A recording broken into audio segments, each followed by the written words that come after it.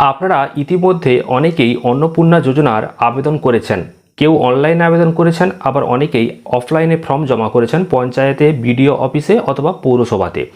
এবার একটা প্রশ্ন অনেকের মাথার মধ্যে আসছে যে আমরা যে আবেদনপত্রটা জমা করলাম তার স্ট্যাটাস আমি কিভাবে চেক করব, অর্থাৎ আবেদনপত্রটা বাতিল হলো না অ্যাপ্রুভ হলো।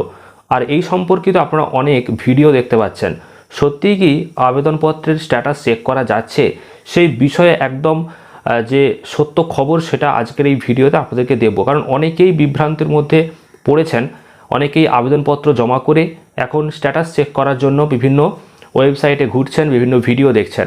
আজকের এই ভিডিওতে আপনাদেরকে দেখাবো যে আবেদন আপনি যদি করে থাকেন সেটা অফলাইনেই হোক বা অনলাইনে, তো স্ট্যাটাস চেক করার কি কোনো ব্যবস্থা রয়েছে, তো সেই বিষয়ে। তার আগে ছোট্ট রিকোয়েস্ট, অবশ্যই ভিডিওটিকে লাইক করুন, চ্যানেলটিকে সাবস্ক্রাইব করুন, আর ফেসবুক পেজ থেকে দেখলে অবশ্যই পেজটিকে ফলো করে নিন।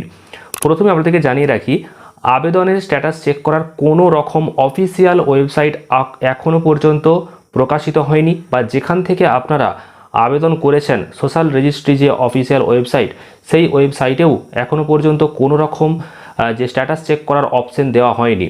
আপনারা ফেসবুকে, ইউটিউবে অনেক রকম ভিডিও দেখতে পাচ্ছেন যে স্ট্যাটাস চেক করা একটা পদ্ধতি বা কীভাবে স্ট্যাটাস চেক করবেন।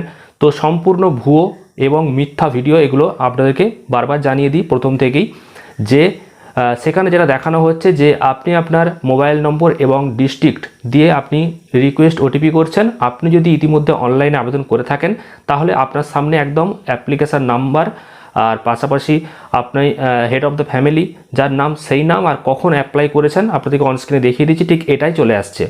তো এটাতে কোনো রকম স্ট্যাটাস চেক করার কোনো অপশন নয়, কারণ আপনি ফাইনাল যখন ফর্মটা সাবমিট করেছেন অনলাইনে তখন লাস্টে এটাই আপনার সামনে এসেছিলো আর সেটাই দেখাচ্ছে। আর এডিট করারও এখনও পর্যন্ত কোনো অপশন কিছু দেওয়া হয়নি। আর যারা অফলাইনে ফিল আপ করেছেন তারা ভাবছেন তাহলে আমরা যেহেতু অফলাইনে ফিল আপ করেছি, যেই মোবাইল নাম্বারটা ফর্মে দিয়েছি সেই নাম্বারটা দিয়ে আমরা স্ট্যাটাসটা চেক করি। তো আপনারা যদি সেই নাম্বার দিয়ে স্ট্যাটাস চেক করতে যান তাহলেও কোনো রকম কিছু দেখাবে না। আপনারা রিকোয়েস্ট ওটিপি করলেই আপনার সামনে যে ফর্ম, সেই ফর্মটা ওপেন হয়ে যাবে, অর্থাৎ আপনাকে ফর্ম ফিল আপ করার জন্য বলা হবে। তো এটা কোনো রকমভাবেই স্ট্যাটাস চেক করার কোনো পদ্ধতি নয়।